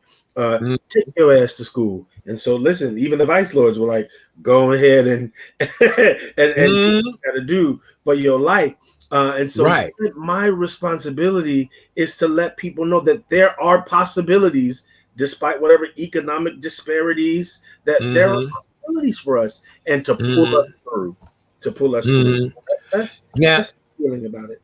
Right. Now, Base, you're the father of two wonderful daughters who, are women making their way in this world, wives, mothers, just loving women. But as the father of daughters and being a black man and making a way in this world, and, your late wife, I just loved and adored her as much as she loved and adored me, and not in that way, y'all, fan wise. Right. Right. Amen. Base, what do you tell? You know how we folks be like, Lord, really? Right. Really, Chad? Right. Yeah, they'll go there. Yeah. Right, they'll go there. But Base, what Get do down you like say? that, Base. Right. Oh, that's a whole nother show coming up. I just learned about. Okay, I digress. Base, what do you tell your children, your grandchildren about the world in which we live in? You want the world to be better. You hopefully want the world to improve, and you have to know your surroundings. And I mentioned this before. I had the great news on December 25th. My youngest daughter, Mattia, and her husband, Edward, are pregnant. So I will become a grandfather. And you never think about it. Well, thank you so much. You never think about it, but now it's here. So now I pivot again to the future, not only for my daughters, but for my upcoming grandchild and what it means to him or her in the future. So my dynamic now is to galvanize, to help leave a legacy where by the time they get older, hopefully some of this stuff will be eradicated. Hopefully. Let's not get it twisted. Right. You're never born a racist. I never had somebody smack somebody butt on the butt. Hey, you got a 5-pound racist. No, we never had that before. That's a mentality that's taught, obviously. Yes. If we can find a way for that to stop, and that's the ongoing battle. It's like you're going to be fighting that really for the rest of your life. Because come in people who are just knuckleheads, who just see you and hate you on sight. But if we come again internally and focus on ourselves and be pro ourselves, we can beat it. Just go back in the day, depending on what neighborhood you lived in, you had pro businesses that were black. Right. You had mom and pop stores that looked like you from across the corner, across the counter. We have to get back to that. We have to get back to economic independence. And that's going to take hard work. And again, if you're on the mission statement, if we're going to do it, let's do it right. Going back to what my man just said, Damone, we have to have an honest dialogue at the table. We're going to hurt some feelings. Let's get it out the way. Right. You go be in your feelings for a little bit. Right. That's what the truth does. But once we get past that, let's have a mission statement and be on our way. The thing about it is that they fear us. Now, you know what I mean by they. They fear us when we come together. That's why Dr. King was taken out. That's why Chairman Fred Hampton was taken out. That's why Malcolm X was taken out. Marvin Garvey had to go back to Africa. When we are together, we are a force to reckon with. We got to get back to that. And one more thing real quick. Mention art about black on black crime. Now, you and I have been in the media for years. What's it about black on black crime? I have to rethink about that. I don't hear about white on white crime. I don't hear about, Asian on Asian crime. If I live in a community that's 95% black, something happens to me by somebody black, it's going to happen. They just happen to look like me. Right. But again, you don't hear about, on north side of Chicago today, white on white crime happened. No, we don't hear about that because it doesn't exist. So my thing is, we have to stop hating each other. I know hate is a strong word, but that's what we do. If we get into arguments of somebody scuffing your Air Jordans and you got to take out a gun and take somebody out, something's wrong. Something's wrong. We got to get away from that. We do. I agree 100%. Yes, go ahead. Because we have this conversation a lot. And my mother used to say, I'm not talking about Kevin's house. I'm talking about this house. But Kevin's mama, I'm not talking about Kevin's house. I'm talking about this house. And so when I hear people talk about, well, they don't say nothing about white on white. I'm not talking about white folk. White folk can deal with their own stuff. They can deal with their cousins who are insurrectionists and storm capitals when they don't get their way. They can do. But as for us, I'm talking about us. I'm talking about our house. I'm talking about our community. I'm not talking about what's happening in the white community. I'm not that invested. I'm invested with people who look like me, who dwell in my community, that we can get it together to stop turning guns on each other, to stop going ahead and robbing and vandalizing our own spaces. I want us, like you say, to let's get the truth, be hurt by it, and then heal, and let's move forward as a people. They demonized my mentor, Dr. Jeremiah A. Wright Jr., when he talked about the Black value system. But I'll tell you what, that Black value system gave Black men a president, a sense of direction and focus that led to such positive results in our community. So what's wrong with going back to reinstilling that value, to resetting our focus on that value? FUBU, for us, by us. Let's buy from our own. Let's deal with our own. Let's educate in our own. Our Jewish friends do it. And they have whole communities where they thrive. So why can't we do it? And so to circle back to the focus of this conversation, people are going to think this is sexist, but when a man stands up, the whole family stands up. You know, that's funny you mentioned that about the Jewish community. One time, this was a few years ago, I was in an Asian restaurant with some friends, and they had ordered takeout, the restaurant workers, from another Asian restaurant. And we looked and we said, oh, well, I'll be damned. I didn't, but you're right. They support their own community. And just so happened, the Asian food they ordered was, you know, maybe we were having Mandarin that night where they ordered Cantonese or ramen or whatever the case may be. But I said, you know, it's not necessarily we see, you know, well, I got the best chicken, we just gonna eat our chicken. No, we support each other, we buy from each other, we do the right things. And you're right. We need to be more involved in buying and supporting and loving each other. But then 9 times out of 10, we end up doing things that also make us not look right as well too. And I think a lot of that is we don't know any better sometimes. Well, and so the education is out there. I used to hold to that, you know, oh, we don't know. But this is 2021, and you can't turn a corner without an empowerment message somewhere.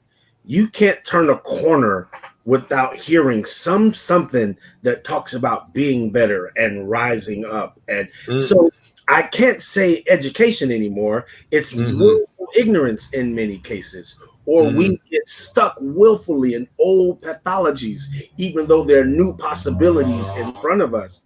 And so I say, as a preacher of the gospel, as an artist with means and ability, take the blinders off. Take the blinders off and look around. There's so many possibilities, and we don't have to be relegated to those who have the complexion for the protection for the collection, as our favorite comedian Paul Mooney would say, because we have the possibilities internally. We just have to open our eyes. We have to open our eyes. We really do. Base any rebuttal to that? Well, I concur wholeheartedly with brother. And the question comes to mind when it comes to us individually. One question: what are you prepared to do? Make it plain. What are you prepared to do? And it's just as simple. You can take it in your mind. You can marinate it. You can take it. You know, you can take a chew and everything else and swallow it. What are you prepared to do? Because you will be called upon. You may not think you will, but one day you will be called. So will you be ready to fight? Will you be ready to help? We'll be ready to help someone when it comes to even walking across the street, you know, when all this is over with. We'll be able to help somebody with their bills or help with their car, but amongst ourselves. Right. Will you be ready? And so that is the call to action for all of us involved. And if you're not, I don't have anything to say to you at that point. Once again, it's pro our own, not anti anybody else. I'm sorry, what do you say, brother? Uh-oh. Wait. I'm sorry, say that again. We didn't hear you, Damon. We didn't hear you. Hello? Can you hear us? Can you hear me? Yeah. We can hear you now, but we couldn't hear you at first. We just saw your head shaking. Yeah, we can hear you. Yes. Go ahead. What were you gonna say? I can't hear you all. Oh, really? We can hear you. Oh. Can you can't hear us now? Oh boy, what happened? Oh, you didn't lose your hearing, did you? Or did he? Uh-oh. Can you? Well, this Wi-Fi showing up hating us tonight, basically. Like, what's going on? Right. Yeah, I don't Right. know. Right. K Renee gonna say tomorrow night it only works when she on here. Watch. No. Can we hear each other? We can hear you. We can hear you clearly. We can hear you. Now really? I can hear you. Yeah, Okay. now I can hear you. Okay. I don't know what's All right. going Yeah, on, please man. continue. They don't want this to go out. Look, I didn't want to have to text your wife like, wait, I think your husband lost his hearing on the air. So right, we were just trying to make sure he was okay. I didn't want to have to text him. All I know is sound went out. Okay. I don't even know. But I was agreeing with Brother Chris. In terms of being prepared to answer the call. And I would argue that it's not after this pandemic. One of the things we've been doing in pandemic is showing up for each other in ways that we've never had before. I run a theater company, and as a Black theater leader, not of a Black theater company, we're a multiracial company. But one of my commitments was to make sure that people had food to eat, because here's a father, here's a man in the community saying, I realize that there are people who are living with food inequities. And so as a brother in the community, I want to make sure people have enough to eat. I understand that people have lost jobs and ways to provide necessities to get through the clothing, to get through the winter, basic necessities to keep yourself. And so we went about making sure that we can meet that need in our communities. And so I agree with you, Brother Chris. Who are the young men that we can take under our wings, that we're not afraid to say, put the gun down and let me show you something else to pick up? Who do we make ourselves available to show a better way, to model a better way? That's our positions as fathers. That's our positions as men in the community. I thrive because a man saw me at 9 years old on the west side of Chicago at the Lamont Zeno Theater, and he said, I heard God say, he's yours. Didn't have anything to do with my mama. He heard God say, that kid right there, he's yours. Mm-hmm. And to this day, my children call him granddaddy. Wow. And so I take the position to identify those kids. God, who are you saying are mine? Well, here's a clue. They're all ours. Yeah, but at this point, I'm agreeing with you 100%. And I think all three of us probably come from that era of loving, supporting families, people, things like that.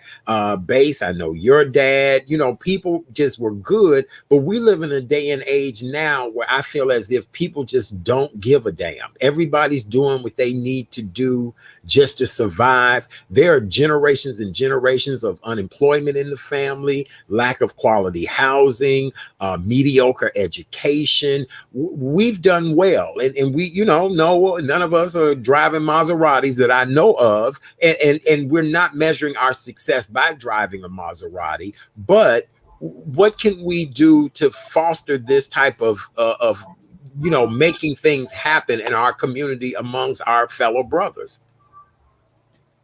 We have to give a damn. We can't not give a damn because other people don't give a damn. Mm-hmm. We have to be bold and be those Larethas in our community. I remember Laretha. I was 10 years old. Our building caught on fire, and Laretha made sure that we had a bath every night until we figured out what was going on.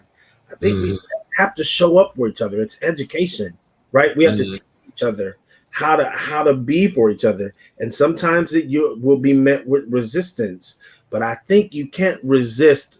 You can't resist love continually. At some point, love wins out.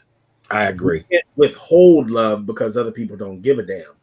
That means we have to press in harder, and we won't win everybody, but I'll guarantee you that there's going to be at least 2 bodies who are going to talk about the one body who showed up with love unabated. Mm-hmm. Mm-hmm. And that's the cyclical process, right? Mm-hmm. Brother Bass is a widower. So we needed to make sure that while Brother Bass was mourning the loss of his wife, that those 2 girls did not go without. So the village has to come around Brother Bass until Brother Bass can catch his bearing. And Brother Bass might be pissed and want to bite your head off, but that doesn't mean we leave Brother Bass out there. That means we just have to press in a little harder. Mm-hmm.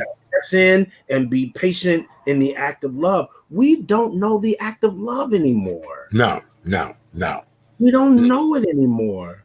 Mm-hmm. And I know people say that's a gross generalization, but that's the only way we can go ahead and shoot somebody over a damn pair of shoes. That's the only thing that allows us to go and sell drugs in our community that we know will be the cause of the demise of our communities. It's the absence of love, greed at the center, and the absence of love. Love doesn't tear down. Love builds up. Mm-hmm. And so we've lost that practice. Fear, sure, okay. Ignorance, okay. Whatever the reason is, we've got a means to go back. Right. We've got a means to go back. Mm-hmm. And I think that starts, and I think it's on the men. The sisters have carried it long enough. The sisters have shouldered the load because the men have dropped the ball. Even in my own, I'll tell the truth. I've always been the best in these 15 years. Monet had to teach me. And at some point, Monet just had to say, I'm not carrying this shit no more. Pardon my French. Yeah, the bishop cussed. It's that deep. And so when Monet dropped it, I had to figure something out. She said, I cannot get in your way as a man. And there's some, so there's some we got to get back. We got to get back to purpose. We got to get back to our purpose and our positioning. The culture to level out everything. And on some things I get it. But man, we gotta give the sisters a break. Thank you to X Factor Mentoring. You Black men are really putting it out there. Love it. Absolutely. This and that's a wonderful program that's trying to help young Black men here in the Chicagoland area, as well as other mentoring programs. It's something has got to be done because I see us losing more and more generations. It hurts my heart to hear a 13-year-old carjack somebody, a 12-year-old. You are setting yourself up to be a product of the criminal justice system at 12 and 13. If you smart enough to use a gun to carjack somebody, you smart enough to keep your ass out of jail is my fault. Those are the pathologies that are before them. And so it's up to me, Bass, you to not just talk about it, but to go and put our hands on. And it takes some bravery. We can't be scared. We can't be scared. No. I'm not scared. I took a wayward young man in many years ago, and he's finally calmed down. He's the father of 3 beautiful children. He moved out of Chicago. He's doing well, and he calls me all the time and says, "Dad, how you doing?" And it just it warms my heart. If nothing else, when I had this young man under my control, I'll never forget. I went to an orientation one time, and the teacher said, "Well, he's not very good in English." He had a Japanese teacher. I'll never forget this. He said he needs to focus on learning English and reading more. He said, "But Mr. Sims, I must compliment you. His knowledge of sushi is just incredible." And at least I said, "Thank you, Jesus." You know what? Something worked because I taught him to eat sushi. if nothing else, I was so proud. This is a true story, honest to God, true story. He'll tell you this story. I might have him on one night, and the teacher said, Mr. Sims, he needs to improve in reading, his spelling, everything. He said, but on a sidebar, he said, I must say this to you. He said his knowledge of sushi is incredible. I guess the teacher had sushi for lunch one day, and he was able to name everything the teacher had on the plate, and so that at least made my heart feel good that my 26-year-old knows about sushi, But you know very what that well. is, Art? You know what that is? Here's the base of that. I learned how to make a pot pie at 12 years old because of Kelvin McCrary at the BBR Youth Center on the west side of Chicago. I was introduced not only to acting, but to boxing at the Better Boys Foundation on 15th and Pulaski. I learned how to sew at the ABC Youth Center on Millard, right? Wow. And these programs were all taught by, watch this, drum roll please, men. So we've taken away these centers that poured into our young people. Where are they? Where are they? Monies have been distributed in a way that we can't. And so my question then goes, if the government won't do it, if city council won't do it, what can we do in the community? I remember the Better Living Center. Better Living Center right there on 14th and Avers. And they taught people how to live, how to make a budget, how to deal with money, and that wasn't a government subsidized program. Right. That came out of this. The Better Living Center was born out of what? A church. Churches, what are we doing more than building buildings? Well, you know how we'll say it now. Well, there's an app for that. There's an app for that. I don't need nobody to tell me nothing. There's an app for that. Base, what do you feel about this conversation? And just what can we do to pour back into our young people? Well, I'll tell you something, Bishop. You can cuss all damn day long. Well, God damn it, let's do it. All right, there you go. That's what I'm talking about. And also the fact that I'll see your dam earlier and raise you two dams in this situation. Right. We have to really be invested. And to me, it's very simple, my brothers. It's each one teach one. Yes. As long as you keep it simple. This is nothing if you try to wrap your brain around the whole magnitude of it, you might drive yourself crazy to what you already are.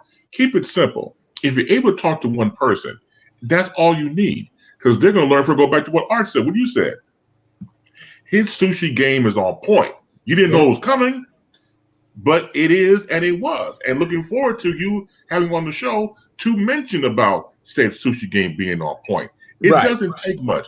If a person is going to adapt to what you're saying, you never know the impact that you have about being a father, brother, uncle, grandfather, mentor figure.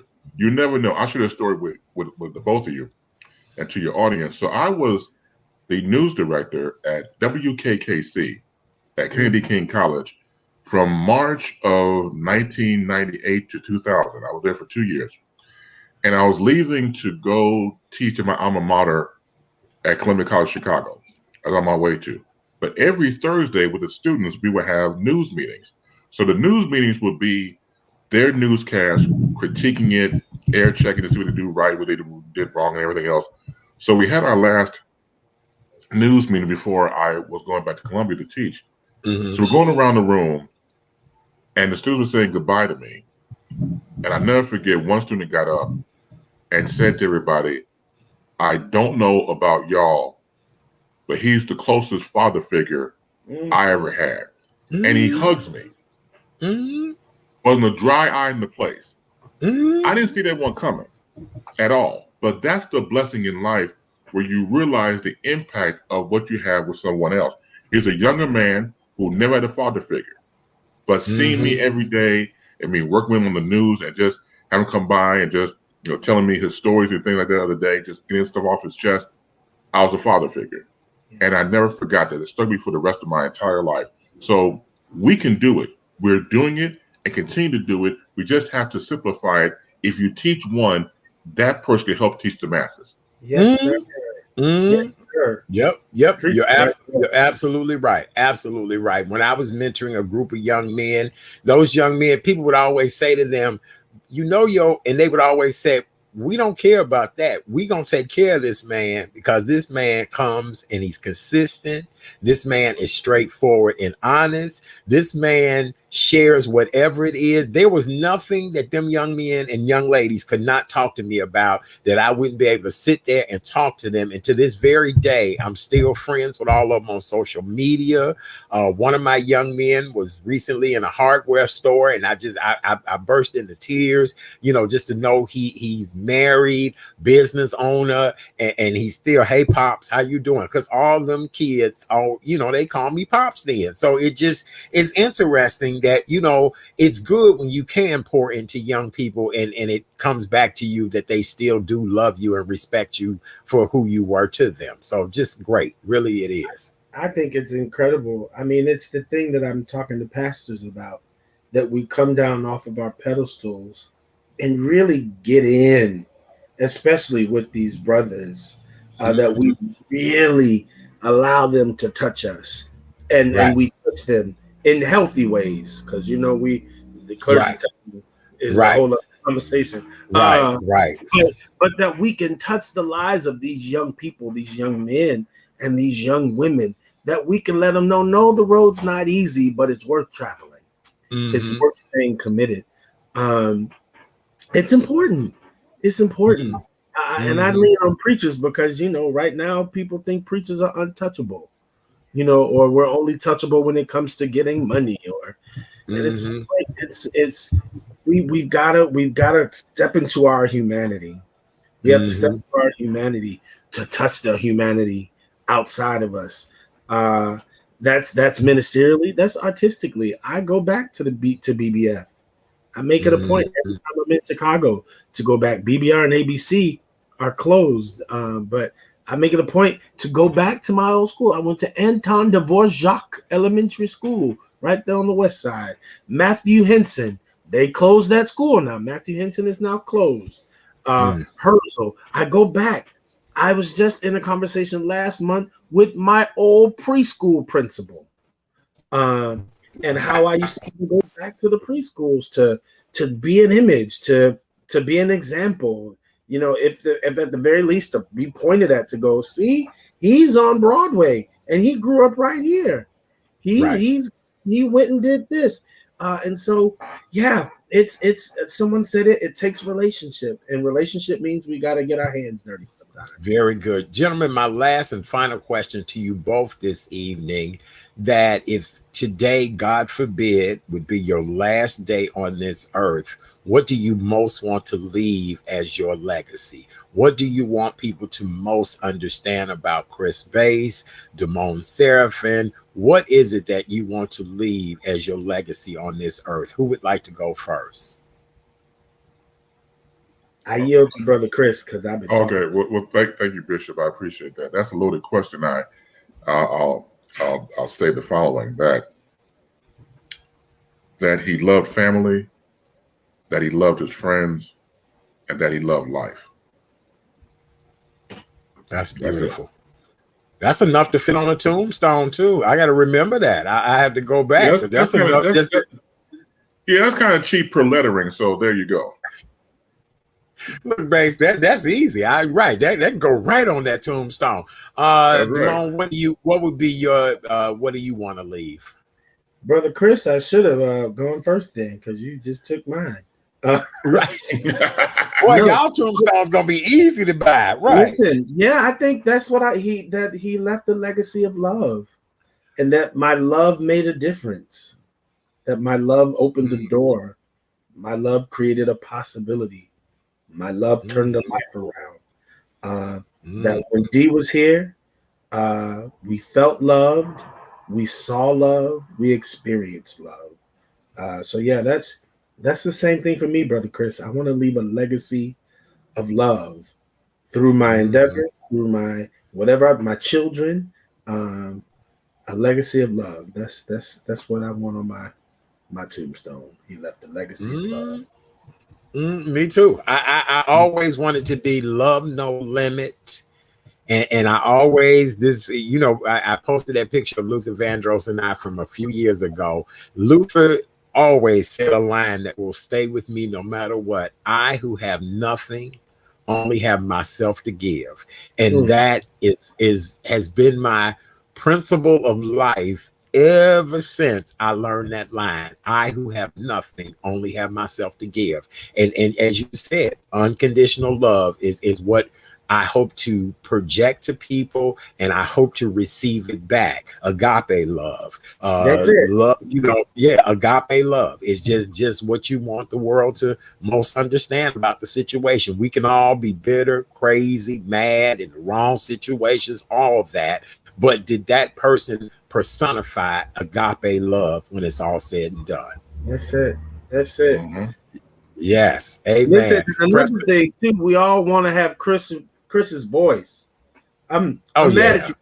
I do voiceovers too, man. And if you don't do voiceovers, I'm gonna come and shake you. Well, shake me, man. I'm trying to find the right deal. Listen, man. Me too, babe. That's what I said. Yep. You in Chicago.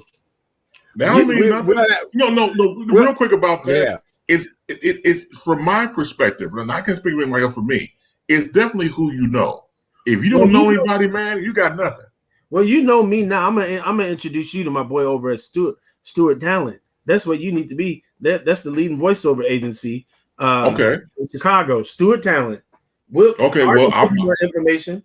All right, brother. Look, help me. Thank you, Bishop. Yeah, I'm gonna tell people all over the world when I start becoming famous doing voiceover work. I want to thank the cursing bishop. That's for it. helping me out. The cursing bishop. Damn it, you're welcome. Yeah, Bishop, that's funny. I did an interview with a gentleman, Mr. Brian Schilling, and we're going to have him on the show in March. And Brian Schilling said on his podcast out of LA, he was like, dude, you need to be doing voiceover. And I was like, I've talked to people here, tried to get help, try to find the right people. Right. And unfortunately, I just think it's the Chicago thing now. I just think, New York and LA, people there are very helpful, not selfish, want to extend the offer to help you do something, all of that. I just think it's a Chicago thing because Bass and I both would have just great, voiceover voices. Big Mouth is there. I think Lily's is still there. Stewart for sure. Art has my phone number, and he'll share my details with you, and I can point you in the direction of some people in Chicago because you got that. Well, thank you. You're very kind. I come a long way, Doc. When I was back in King, I talked to girls. I couldn't do it. It was a cross between Pee Wee Herman and James Earl Jones. It was not a good sound. Oh my God! So baby, how you doing? No, that didn't look too good. No, that ain't that. You got to control that voice now, Chris. No, I smoothed out. There you go. Don't have me send you nowhere. They be like, "What the hell, Miss Mayonnaise, did you send us?" No. Right. I won't embarrass you because, like I said before, you're my cursing bishop. I ain't gonna embarrass you, Doc. Right. I got the new moniker, cursing bishop. Oh man. Right. Yeah, because here's the deal. He'll pray over you and cuss you out at the same time. I just had this conversation with somebody the other day. You can't be in need and cuss people out at the same time. This just happened this past weekend. I don't get that. I don't even think God is that. That's according to God's law that you are in need.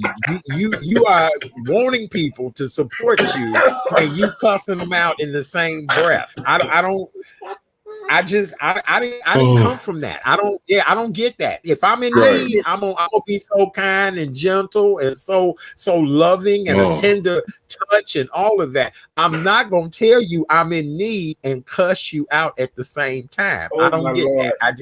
Bishop, help me with that one. I get passionate, and I'm tired of people thinking pastors are just hallelujah and thank you Jesus and all the way through here. That there are some things that just make no damn sense. There are some things that you want people like, what the hell is going on here? right? And that we clergy people hurt and get frustrated and feel things just like everybody else. And I refuse to let people keep me on some kind of unreal pedestal just because I have the title or clergy behind my name. And so and I think people relate to me because they don't. Now, no one's like dropping crazy F-bombs and all that, but people can come and know I don't have to dress it up for Bishop. I can tell him the truth of what I'm feeling, and he's not going to be trying to pray for me because I just said damn. Right? You know, absolutely. Yeah. Yes. Yeah. All right. Well, Bishop, with that being said, tell everybody how they can find you, follow you, all that great stuff. You'll be back soon hanging out with me because during Women's History Month, we want to pay homage to just a lot of wonderful women I know, and I want to get a lot of great men to stop by base. You know, you'll be back during Women's History Month as well, too. Go ahead, Bishop. Tell everybody how they can find you, follow you, all that great stuff. Well, listen, I'm just glad to be off of a sabbatical from my presence on the Chat Daddy show. I'm glad to be back. And you can find me when I'm not with Chat Daddy. You can find me on Instagram, Damone Seraphin, Facebook, Damone Seraphin. I'm also the artistic producer of one of them at Avant Bard Theater in Arlington, Virginia. Avant Bard Theater in Arlington, Virginia. So follow us, hit me up, and let's make magic. Let's make solutions. That's what I'm about. Hey, man, I appreciate you so much. Bass, in closing, what would you like to say to everybody this evening? This has been beyond cool. And again, I want to thank you, Art. You never disappoint. Have a fantastic program. Your guests are great. And once again, I dubbed the cussing Bishop. So thank you very much. The cussing Bishop, right. That's right. Yeah, right. He's CB. Yeah, he's CB, the cussing Bishop. That's my man, 50 grand. Cussing Bishop. Listen. That's right. So I love you for it, CB. That's right, CB. CB to CB. Chris Bass, the cussing Bishop. We're all right. Come on now. I love you for it. That's right. You always tell everybody how. You always go to Facebook.com and type in Chris Bass, CHRISB, as in broadcasting, ASC. There are like 139 Chris Basses. I am the original. You'll catch me with a fedora cap on, would look very, very dapper, and my sunglasses, everything else. Go tell 5 of your friends and 8 of your enemies that Chris Bass will be in the air. Amen. Amen. With that being said, you guys, we are a health and wellness show. We had so many great guests tonight, and the conversation was so good, but we didn't do our healthy procedure that we always do. Guys, I didn't remind you to bring your mask, but real quick, I'm finna do this. This is from my flight attendant days. Ladies and gentlemen, you know we're in the midst of a global pandemic. We've been in this pandemic for about a year now. We've lost a lot of lives here in the United States and globally. And so in order to curb COVID-19, we're reminding you guys the importance of wearing your mask. They're even recommending that you might want to wear 2 masks. Make sure your mask is nice and tight over your nose and mouth. Make sure it's covering everything. There you go, guys. That's right. Look, there you go, Bishop. You got that shirt up. That they call what they call those the garters now. That's what they are. Yes. When you pull them up. Yes. Amen. We also want to remind you guys to make sure you wash your hands as often as you can. Soap and water is the best thing to kill germs. If you don't have soap and water, hand sanitizer will work. You know, gentlemen, we started what's called the sexy sanitizers on this show. So we show you how to rub that sanitizer in. We do have an OnlyFans page that's for adults over 21, but we show you how to rub the hands real good. Make sure that hand sanitizer is nice and dry. Don't light a cigarette or a candle after you're done. Social distance, 6 feet each way. You know how that works. 6 feet, 6 feet, 6 feet, 6 feet. Do whatever you can to get people off of you. And if you're not feeling well, what do we say on this show? How you do it, Banks? How you do it? Yeah, get off them balls. Get off of me. Get off of me. If you're not feeling well, we remind you to do this. Stay your ass in the house. That's no right. Job wants you to come to work sick. No church meeting. No anybody wants you to come anywhere sick. We're starting to open up more here in the city of Chicago. Our lakefront is open now. They're going to be opening our parks. You'll be able to swim and pool soon, all of that. But if you're not feeling well, keep your ass in the house. Please do so. Keep your ass in the house. Right. Keep your ass in the house. Keep your ass in the house. How about the data? Making sure your Yes, asses please. are clean. Yes, yes, and make sure your ass is clean. Right. Clean your ass and keep it in the house. We ain't gonna argue. We're not gonna fight. We're just gonna tell you, keep your ass in the house. In the house. Yes. That's right. In the house, yes. Not the feeling well. Keep your ass in the house. Making sure your asses are nice and clean. Right. No offense to the Italian community today. No. No, none whatsoever. No offense to any. Right. No offense to any community. You notice I kept my mouth closed on all of that, right? So right. We're entertainment show. We're entertainment show. Yes. Amen. That's right. We have to do that disclaimer. Right. That's right. We don't want picket lines. Yes. Amen. No. All right. And I wanted to say ass too. I wanted to say it, but I didn't. What? Keep your ass in the house. You a cussing bishop. Keep your ass in the house. Keep your ass in the house. Yes. If you're not feeling well, we get it. Ain't nobody gonna be like, dang girl, you missed the hottest party of the century. No, shouldn't be partying, and you should be keeping your ass in the house. Okay. That's right. Very good. Keep that bay. How's COVID doing in New York, Bishop? Real quick, you know before what? We run. The numbers I think are starting to kind of come up and down. We're fluctuating. We're opening stuff up. The movie theaters are opening this week at 25%. We're starting to open up public spaces too.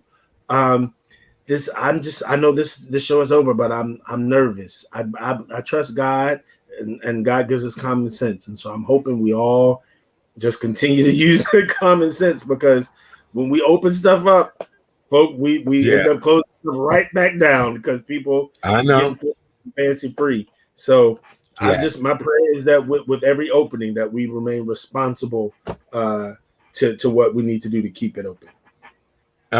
Very good. All right. We had a last comment that is so funny. X Factor Mentoring just said the young man who was versed on sushi could do it with an Asian feel. Absolutely. I'm telling you, when that teacher said that to me, I couldn't even be mad anymore about his grades, because I was just like, you got to be kidding me. He was like, no, his knowledge of sushi is incredible. I was like, my boy, at least something rubbed off. So yes. That's a good deposit. All right. Yes, amen. All right, so listen, ladies and gentlemen, for more information about yours truly, please visit therealchatdaddy.com. That's therealchatdaddy.com. That is my website. You can find out all the information you need to know about me. Do me a favor, go over to YouTube and subscribe to The Real Chat Daddy Show. It's free, it's easy, does not cost you anything. Hit that little bell so you can get a reminder. You can always watch encore shows on Facebook or YouTube, The Real Chat Daddy Show. So tomorrow night when we come back, we're celebrating the birthday of our girl, Miss Kim Coleman. Today she turned 54 years old. Kim Coleman, just like these two gentlemen, have been co-host, contributor, all of that. We're celebrating her tomorrow night. We have a few little surprises for her, and we're gonna have a good time because it's Relationship Thursday. And then starting Monday, we kick off Women's History Month, and we have a major celebrity that's going to join us to kick off Women's History Month. On behalf of my amazing co-host, Mr. Chris Bates, better known as Boom Shakalaka, and our guest, my brother from another mother, Bishop Damone Seraphin, always, gentlemen, an honor and a pleasure to have you both here. Thank you to our guests earlier this evening. We really did have some wonderful guests earlier tonight as well, too. We love you guys so very much. Wear your mask, wash your hands, social distance, keep your ass in the house, and we're out of here. Good night, everybody. Have a wonderful evening, and we're out. Thank you, gentlemen. You did an outstanding job tonight, and the countdown begins now.